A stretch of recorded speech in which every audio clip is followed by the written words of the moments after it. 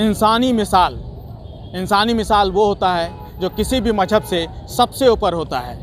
और आज जो है हमारी टीम इसी इंसानी मिसाल को दिखाने के लिए आई है। मुरादनगर वाला किस्सा याद है आपको, जब शमशान घाट की छज्जा गिर जाने से कई लोगों की मौत हो गई थी। उसी मौत के दौरान कुछ लोग फरिश्ता बनकर आए थे। वही फरिश्ते आज दिल्ली की दहलीज पर आए हैं किसानों का समर्थन देने, इंसानियत को ज़िंदा रखने। और हम जो आज पहुँचे हैं वो इन्हीं लोगों के पास पहुँचे हैं और इन्हीं से जानते हैं पूरा घटनाक्रम, क्योंकि ये किसानों के पास भी पहुँचे हैं और मुरादनगर की घटना के बारे में जानेंगे। सबसे पहले तो मैं आपसे जानना चाहूँगा कि आप लोग किसानों के समर्थन देने आए हैं, क्या है, क्यों आए हैं? मेरा नाम मोहम्मद समीर है। हाँ, मैं आप लोगों का आभार व्यक्त करता हूँ कि आप लोगों ने हमें इस काबिल समझा और दुनिया के सामने हमारा मैसेज भेजा।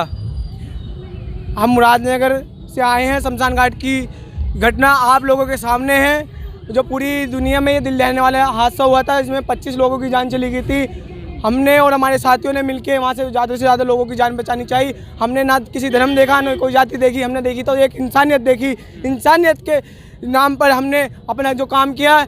आज हम किसान भाइयों के साथ आए हैं क्योंकि पूरे भारत के किसान परेशान है। भारत के किसान की बात नहीं है, यहाँ एक नौजवान की, एक युवा की बात है, क्योंकि यहाँ पे पूरे भारत का बात है, पूरे भारत की बात है। हमारे किसान भाई परेशान है तो हम परेशान हैं, क्योंकि हम भी उनका ही अनाज, उनका ही गेहूँ, उनका गन्ना, उनका सब कुछ उनका ही यूज़ करते हैं। तो क्यों ना आज हम किसान भाइयों के समर्थन में आए। आप लोग पहुँचे कैसे यहाँ तक?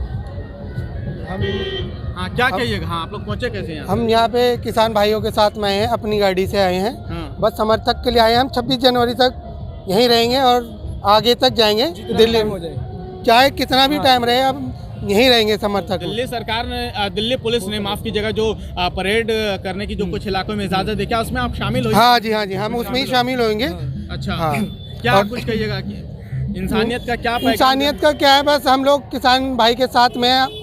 हम भी किसान हैं पर इतने बड़े किसान नहीं हैं, पर हम छोटे किसान हैं। पर हम लोग इसीलिए आए हैं, बड़े से बड़ा किसान लोग यहाँ पड़ा है और एक दूसरे को समर्थक कर रहा है। यहाँ पे हर चीज़ की सुविधा है, खाना पीना हर चीज़ की।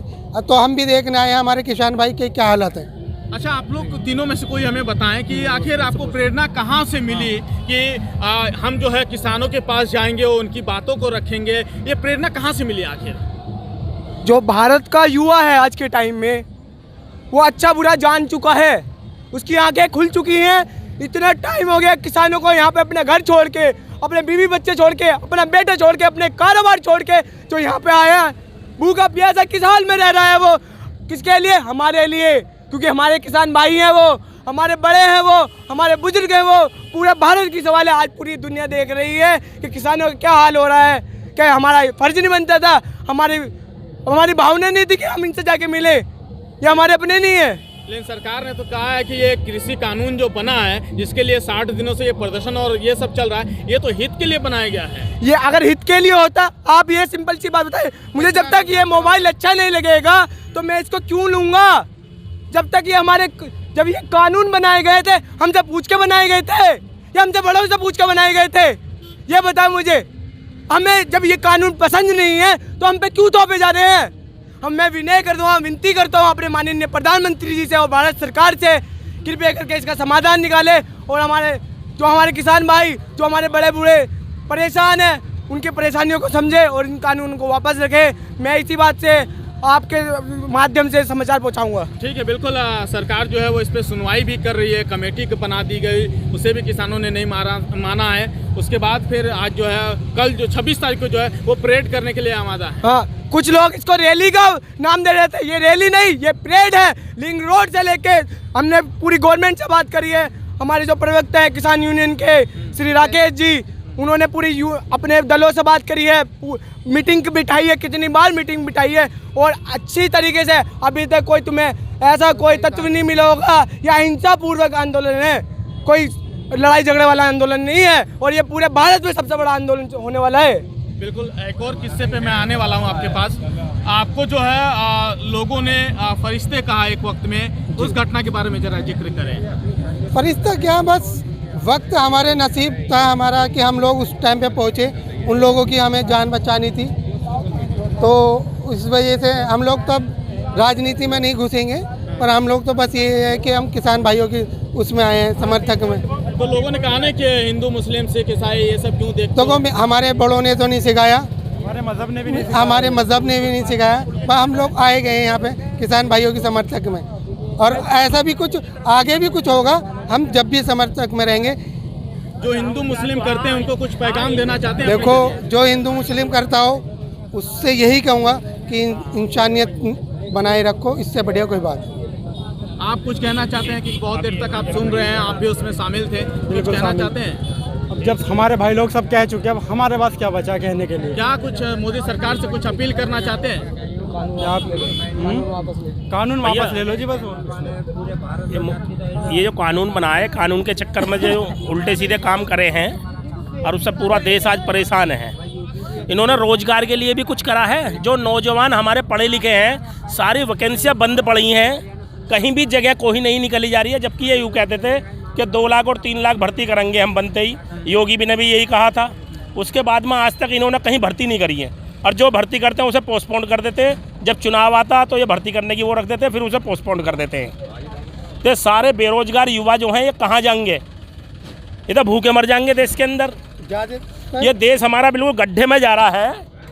ये आगे की 10 पीढ़ी बेकार कर देंगे। तो मोदी जी को ये तो सोचना चाहिए, बच्चे सारे बेरोजगार हो जाएंगे, तुम इस मसले में पड़े हुए हो, और सारे किसानों को तुमने बेकार कर दिया है। सारे यहाँ बेचारे परेशान हो रहे हैं। खाने पीने की सब्जी कहाँ से आएगी? बच्चे भूखे मर जाएंगे। आपके हाथ में चोट भी लगी है, क्या 26 तारीख की परेड में शामिल होइएगा? हाँ जी, बिल्कुल शामिल होंगे, चाहे टांग टूट जाए, चाहे हमारे हाथ टूट जाए, हम शामिल जरूर होंगे। और मोदी जी से कहेंगे कि ये कानून वापस ले, और जितने बेरोजगार हैं उनके लिए सबसे पहले नौकरी पर ध्यान दे, नौकरी निकालो। ये नहीं कि तुम वहाँ पर बंगाल में जाकर घुस गए और वहाँ पट्टे बांट रहे हो। यहाँ अपने देश में तो तुमसे संभाला नहीं जा रहा, वहाँ पट्टे बांटने चले गए जमीनों के हैं। मतलब ये बांग्लादेश में भग गए हैं, इन्हें अपने देश का तो तुम्हें ध्यान नहीं है। पूरा तुम्हारा जो सेंट्रल गवर्नमेंट है, ये पूरा सेंट्रल एरिया है, तुम्हें यहाँ का तो देखा नहीं जा रहा। तुम बंगाल में चले गए वहाँ पट्टे देना जमीन बांटने के लिए। या किसान लोग परेशान है, भूखे मर रहे हैं, बेचारे ठंड में पड़े हैं। ये इतना बड़ा कानून और वहाँ जाके वहाँ बैठ गए, वहाँ तुम जमीनों के पट्टे बांट रहे हो। पट्टे क्या बांट रहे हो? तुम तो देश के नौजवानों का हक जो है वो तुमने छीन लिया है। यानी कोई भी सरकार थी पहले वैकेंसियाँ निकालती थी, भर्ती होती थी। बीजेपी गवर्नमेंट में आज तक डीए भी नहीं दिया, किसी को नौकरी भी नहीं मिली है। ये सिर्फ नाश करने के अलावा ये सरकार कुछ नहीं करेगी। इसलिए इस सरकार को जो है, अगर अब भी देश के समझ में नहीं आया तो यूँ समझ लो कि इस देश का नाश पिटना अगली बार। एक सवाल बस, एक सवाल आपसे। एक निजी चैनल है जिसने सर्वे किया है कि अगर आज भी अगर मोदी सरकार अगर चुनाव लड़ती है तो आज भी जीतेगी। क्योंकि इनकी ईवीएम मशीन में 4 वोटों में से 1 फूल की ऑटोमेटिक निकल जाती है। मशीनों की ईवीएम में गड़बड़ी है, इसलिए ये जीतती है। सीधी सी बात ये, चाहे विदेशों से इनकी वो चला रखी हो, कहीं से भी चला रखी हो, कुछ ना कुछ गड़बड़ जरूर है। 1 मिनट, और जो और चैनल है आज तक और जी न्यूज़ है, जितने भी चैनल है वो सारे बिके हुए हैं, ये सब खरीद लिए गए हैं। कोई सा भी चैनल ऐसा नहीं है जो यहाँ पर आके जो है इन किसानों को देख रहा हो या किसानों के बारे में कोई कह रहा हो। ये सिर्फ बेचारे छोटे मोटे चैनल वो ही बेचारे लगे हुए हैं, बाकी बड़े न्यूज़ तो बिक चुके हैं और इस टाइम बिल्कुल अंधे होकर बैठे हैं। उन्हें ये भी नहीं दिखाई दे रहा है कि तुम छोटे मोटे अगर कहीं पर किसी का प्रोग्राम चल रहा है उसमें तो तुम चले जाओगे। जो बिल्कुल देश का बिल्कुल मेन प्रोग्राम चल रहा है किसानों का, उसे तुम देखने के लिए अभी तक कोई नहीं आया है।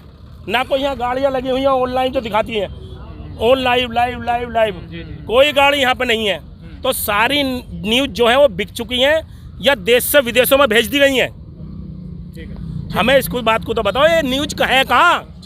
एक आखिरी सवाल आपसे पूछना चाहते हैं, सरकार से या कहाँ पर की सरकार से कुछ अपील करना चाहते हैं? आखिरी सवाल पर मैं माननीय प्रधानमंत्री से और भारत सरकार से विनती करता हूं, और हम युवाओं का निवेदन है, हम किसानों का निवेदन है, ये तीनों कानून, काले कानून वापस करें और एमएसपी पे एक नया कानून बनाएं जो किसान भाइयों की सहमति से बनेगा।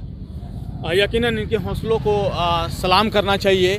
जो फरिश्ते हैं वो आज भी बदस्तूर ऐसे ही जारी है और ये किसानों के भी समर्थन में उतरे हैं। उम्मीद करते हैं कि ये तीनों काला कानून जो सरकार ने फ़िलहाल इन पर थोपने की कोशिश की है या बनाने की कोशिश की है, ये इनसे उठा लिया जाए ताकि देश महफूज रहे, किसान महफूज रहे और सबसे बड़ी बात कि इंसानियत महफूज रहे।